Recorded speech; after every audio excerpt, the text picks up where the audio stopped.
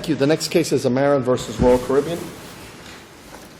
May it please the Court, my name is Philip Gerson. I represent Vennila Amaran, who is the guardian for Dr. Preetha Amaran, an incompetent. On March the 8th... Mr. Gerson, would you like to save some time for rebuttal? Yes, Your Honor. Thank you for reminding me. I would like to save 4 minutes for rebuttal. Okay, you have 6 minutes. That I have two respondents. On March the 8th, 2004, Preetha Amaran was on a treadmill when she suffered a cardiac arrest on board the Enchantment of the Seas, owned by Royal Caribbean, and the health center was operated by defendant Steiner. She was immediately unresponsive. She was frothing at the mouth. She needed defibrillation to restart her heart. Ultimately, she was defibrillated, but after such a long delay that she was left with permanent, irreversible, anoxic brain injury, leaving her completely incapacitated, requiring 24/7 care. This is not a case about the medical negligence or the failure to provide medical services or the adequacy of the services of the medical personnel on board. It is a case about the failure of the cruise line and its members to fulfill their duty under the Barbetta case, which is to provide its sick and injured passengers reasonable, ordinary care to furnish such aid and assistance as ordinary, prudent persons would render under similar circumstances. Well, I get the sense from the record that the first call for medical care happened within minutes. 2 minutes. A nurse arrives, and then the second call for a doctor happens within minutes of that. That's the Royal Caribbean view of the case. However, those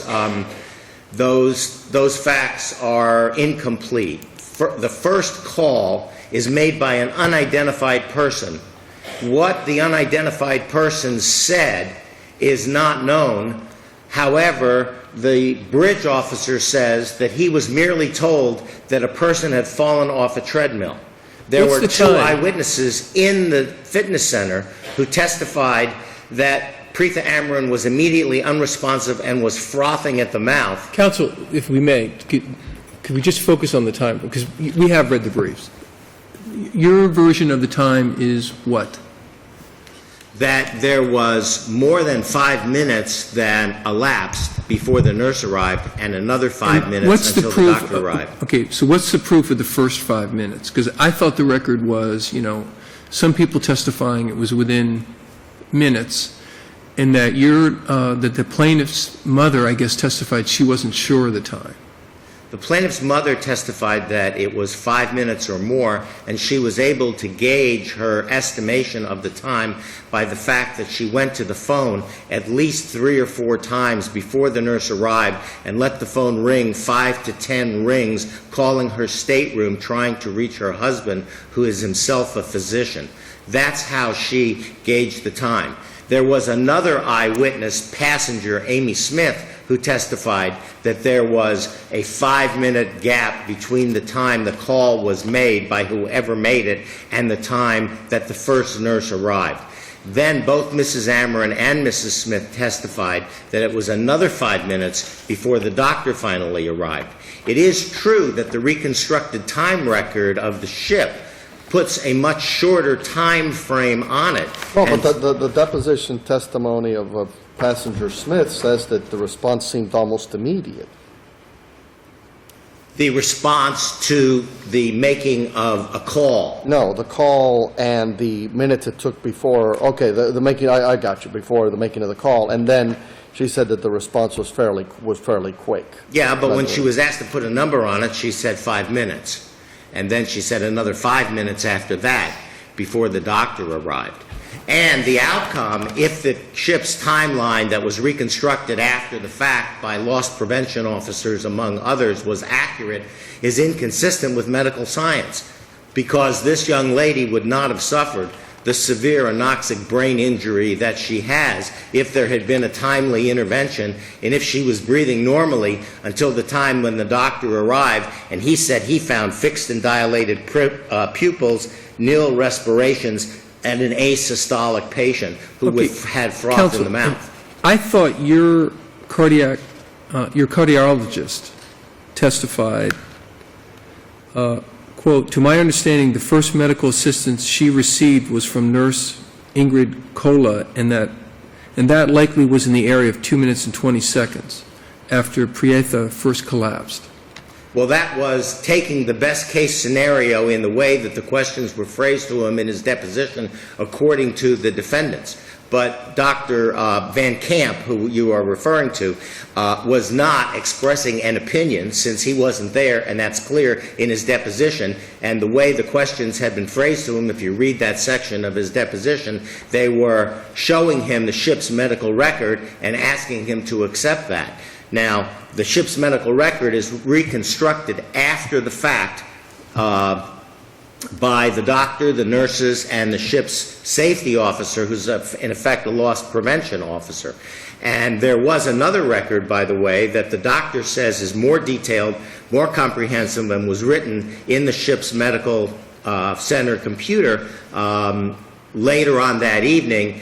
And we've never been able, despite extensive discovery requests, this case is 8 years old, we've never been able to either get a copy of that or to learn what happened to it. The computer and the data entered into the computer have mysteriously disappeared. What's your timetable? I mean, what is the timetable that you think you could support with competent, substantial evidence?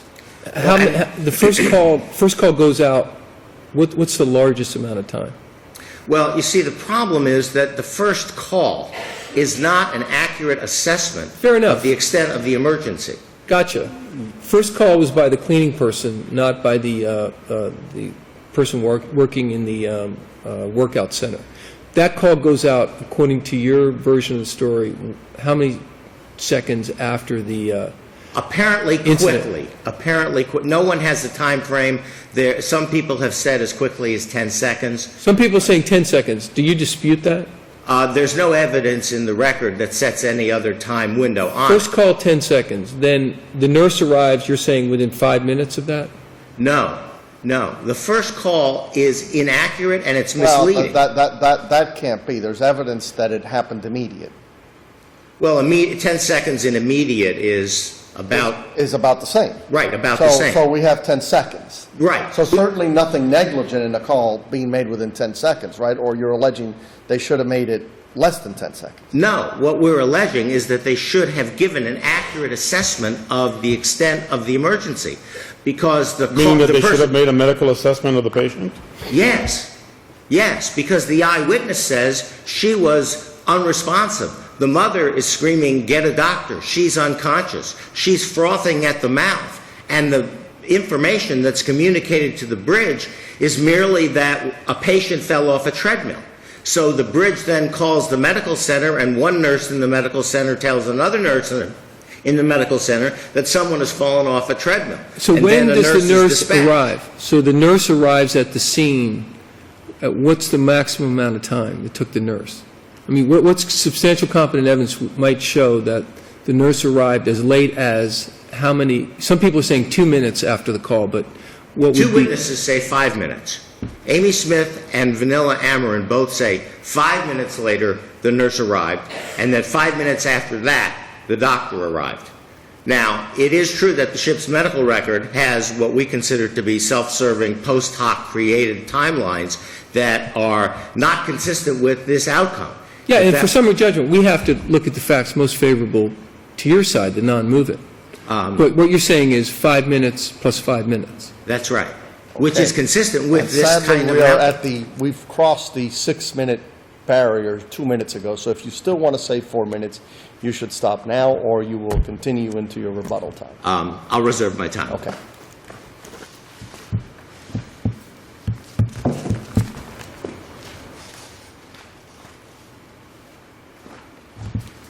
May it please the Court. Jerry Hamilton representing Royal Caribbean Cruises Limited.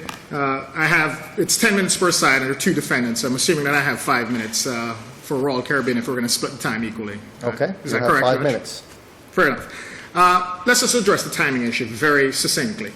Before I even do that, when this case first started, the case started with a duty to provide CPR, a duty to provide an automatic external defibrillator, a duty to provide medical services. The appellant has essentially disregarded those duties. The summary judgment should absolutely be affirmed on those issues because he hasn't raised those issues in the appeal.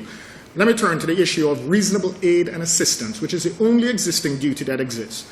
When Preeta Amaran fell off a treadmill, Ms. Amaran, the plaintiff in this case, the appellant in this case, testified that the call was made within 10 seconds. That's undisputed. And the call was made to the bridge, who the bridge officer was looking at the only objective standard of time, which was a clock on board the bridge, and he noted that time, which was 4:35. At 4:35, he dispatched a registered competent nurse, and the competency of the nurse is unassailable because that's been determined in a lower court already. That nurse was competent to provide CPR, was certified in advanced cardiac life support. She could provide any and all treatment to Preeta Amaran that she needed at the time. In fact, the nurse testified that when she got to the scene, within 2 minutes, and we know it's 2 minutes because there was a second call, the bridge officer noted in his log, that was made that said the situation might be a bit more serious. Let's mobilize the entire team. The log was made after the fact. No. What Owner Umolin said was that the log was made contemporaneously, and there was one entry that was put in after the fact, which was the diagnosis that the guest had a heart attack. Is there substantial competent evidence that the nurse arrived later than 2 minutes? Remember, we're not the jury. So I get the fact that there's evidence that the nurse arrived within 2 minutes. Is there any evidence that the nurse arrived after 2 minutes? No competent evidence. And let me talk about just the two other witnesses that talk about timing. Mrs. Amaran, her testimony, it's in the record. She says that there is no way for her to quantify the time that the nurse arrived. That's on the record. R2054. That's the plaintiff's mother. That's a plaintiff's mother. That's the plaintiff in this case saying, I cannot quantify the time because she wasn't wearing a watch, she doesn't know, and she gave her best guess. But counsel said that the plaintiff's mother made 3 phone calls to her husband, and, because the phone rang several times, she was able to estimate from that it took 5 minutes. Is that testimony in the record? She guesstimated that it was approximately 5 minutes, and then when we asked her whether or not... Is that the language that she used, that she guesstimated? When we asked her several times, and you look at her deposition testimony, it's all guesses. And when we asked her the specific question, can you quantify the time? She said, absolutely not. No, I cannot quantify the time. It's my best guess. And the other witness, Amy Smith, the independent witness, Amy Smith, we asked her, looking at these records, is there any way that you can dispute the timing in the records, that the nurse arrived in 2 minutes? And she said no. In fact, she says, if it were my own daughter on the floor, that would be, I'd be pleased in the response time from Royal Caribbean, that there was no delay in the response. And the fact of the matter, if you look at it at 2 minutes or 5 minutes, nowhere on this planet are you going to go and get, when you make a call, a nurse that is certified in cardiopulmonary can use an AED in 5 minutes by your side, and even if you accept the plaintiff's version as true, that another 5 minutes, a cardiopulmonary doctor was at Preeta Amaran's side in another 5 minutes, as a matter of law, you'd be holding, if you were to reverse, you'd be holding a standard that's almost impossible to meet by any entity in this jurisdiction. Or alternatively, we'd be leaving to the jury to determine whether or not the standard wasn't met. Let me just address that really quickly, because the standard is very, very precise. The standard is, what is reasonable aid and assistance? This court, the third DCA, in an opinion called Coccarella, says that the duty to provide reasonable aid is to summon, to make the telephone call, not to actually get the personnel there, but to make the telephone call for medical assistance. Well, Mr. Gershon suggested during his argument that part of that duty is to properly assess the medical needs of the patient. Why don't you address that issue? Sure, absolutely, because several cases say that the cruise line doesn't have a duty to provide any type of medical treatment, any type of medical assessment. In fact, the 4th District Court of Appeals, in a case directly on point, the LA Fitness case, said you don't have a duty to assess. Your duty is discharged upon summoning the appropriate medical assistance, which was done in 10 seconds. And in fact, we did assess twice. One, that she fell off the treadmill, and we sent a person that was competent to provide CPR and automatic external defibrillation. And there was a second call within that 2-minute period that's undisputed, saying that the matter was a little bit more serious and that we should now not only send just the nurse, but send the entire team, which is a non-medical team, crowd control team, 2 doctors, 2 nurses. And that's what we did in 2 minutes' time. In 2 minutes' time. But our duty was discharged once the telephone call was made, and that's what the opinion says in Cockerella, the 3rd DCA, and that's what the opinion says in LA Fitness. Well, now So here- before you sit down, does the reporter have a duty to report anything more than what is visible to the reporter, the person who calls? No.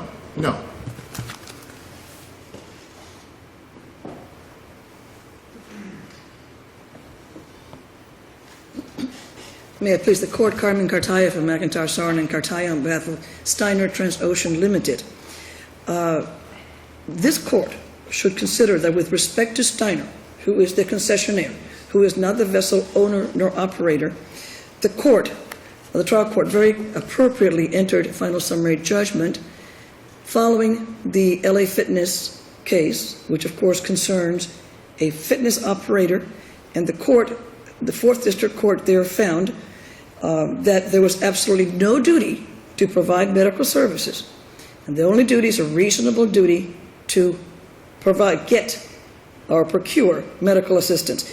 And the LA Fitness Court follows the Cockerella Court, the 3rd District here, that says no duty to provide medical services, and your duty is fulfilled once the call is made. With respect to Steiner, Mr. Cunard, who was a Steiner employee, was manager of the fitness center, who was teaching a class at the time, noted that Ms. Amaran had fallen off the treadmill. He immediately went over, turned off the treadmills for both Ms. Amaran and her mother, ran to make a phone call, and found that someone else was already calling the bridge. And yesterday he was calling the bridge, and that call was made within 10 seconds. And we submit that Mr. Cunard and Steiner thereby fulfilled the only duty they had, and that was the duty of reasonable care, as the 4th District explained in LA Fitness. Did he have an independent duty to also call the bridge in light of the fact that he saw someone who apparently was already calling the bridge? No, he did not, because a call was being made. And he returned to be with the Amarans until the medical assistants, the nurse first arrived there, and he said it was within 2 minutes of the call being made. The call was made within 10 seconds. Medical assistants arrived within 2 minutes of that call. So does the estimate made by Ms. Amaran and the other witness that perhaps there was a 5-minute delay, does that raise an issue, a genuine issue of material fact for a trier of fact? No, Your Honor, we believe it is not with respect to Steiner Transocean Limited.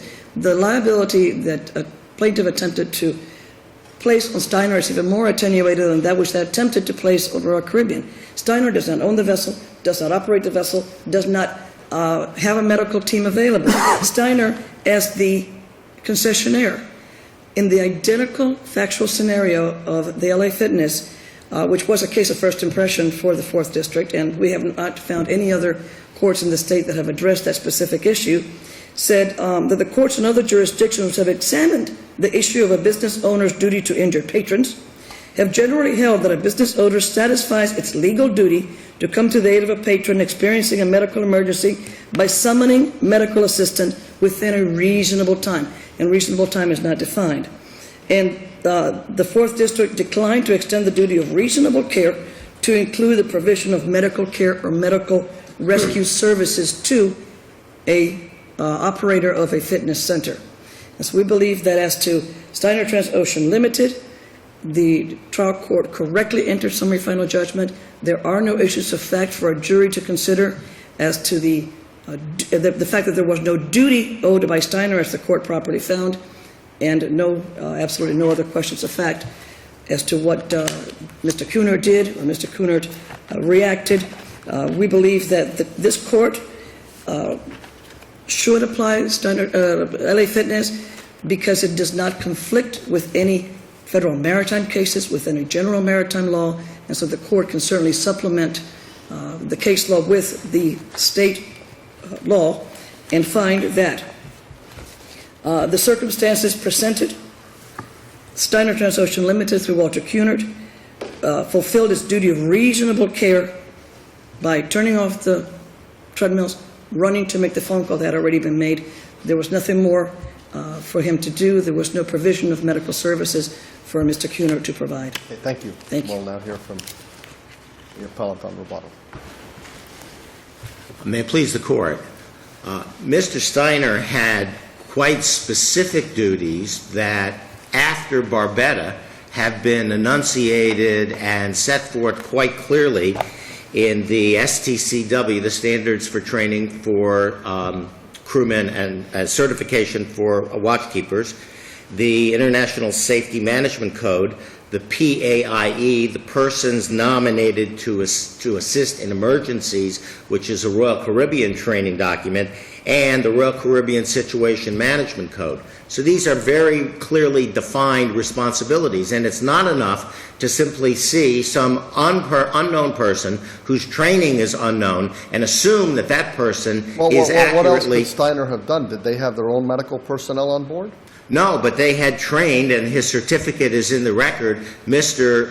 Cunard, in these very protocols that I'm talking about, and they're extensively referenced and discussed in our brief. But what should he have done that he did not do?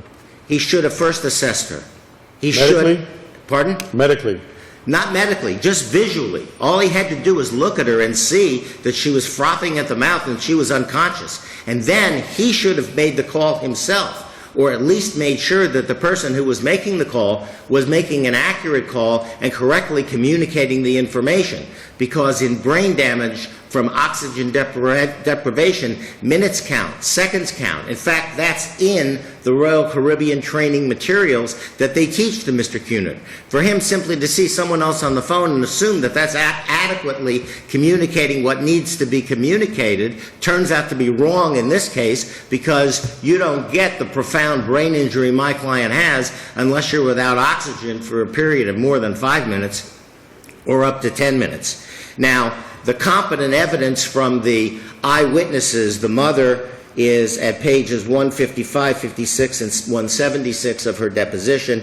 Amy Smith, looking at the records, Mr. Hamilton says, what Mr. Hamilton did was go to Mrs. Smith's house and bring her the ship's medical records that she had no role in preparing, had no business seeing in the first place, and he tried to prepare her for the deposition by showing her what the ship's medical records were, and then asked her in the cross-examination, after she had given at pages 17, 18, 19, and 23 her own estimate of the time lag, whether she could disagree with the medical records. That deposition is not long, but it is a critical, unbiased eyewitness account and estimate. Did your lady, did the plaintiff's mother testify that her estimate of the 5 minutes was a guesstimate? No. Did No. she use the word guess or guesstimate in her testimony? No. Not on her own. Now, that word was, they tried to force that on her in their deposition questioning of her, but she actually gave it a time context by saying she let the phone ring. Was she asked, are you making a guesstimate, and she said yes? No. No. And the critical testimony is at pages 155, 156, and 176 of her deposition. And So if we look at that deposition, we'll never see anywhere in there where either she agreed with the question that asked whether or not she was guessing, or where she said that she was guessing. Well, we won't find any of that in there. Well, I can't... Sounds like a trick question, so you better be But careful. I think you need to be careful, because you were telling us that she didn't say guess. I'm telling you that when she was asked, she gave her estimates and she gave the reasons that supported her estimate. And the question now, she is- was questioned for 4 hours And on the this. question is, was the question asked of her, are you guessing at this time? And she never said yes to such a question? That's right. And She she never never said said, yes. I'm guessing about this, right? Right. She Okay. never said, I'm guessing about this. So we have her testimony, we have the independent eyewitness's testimony of the same time frame, and we have the chief of stroke at Harvard Medical School who testified that the time frames that the ship's records support are simply inconsistent with medical science, and we couldn't have this outcome if this response time was within 2 minutes and if she was breathing normally until the time that the doctor arrived. He says the nurse is flatly wrong in what the nurse said in her testimony, and that this lady had to be down and without oxygen for a considerable period of time in order to be left in this condition. Any One conclusion? final point, if I may. Mr. Hamilton makes the comment, nowhere on this planet can you get a faster response. Nowhere on this planet should you get a faster response. The safest place to have a cardiac arrest ought to be on a cruise ship, which is 100 feet wide and 800 feet long, with 2 doctors and 3 nurses. The studies show that the casinos are probably the safest places in America to have a cardiac arrest because there's so much security and there's so many resources available. We agree that if she had been out in the middle of the desert and no one was nearby, there would have been no hope of saving her. But there was a system in place, there were rules for using the system, the rules weren't used, and as a result, there was a negligent delay that resulted in permanent irreversible brain damage to a person who could have been saved.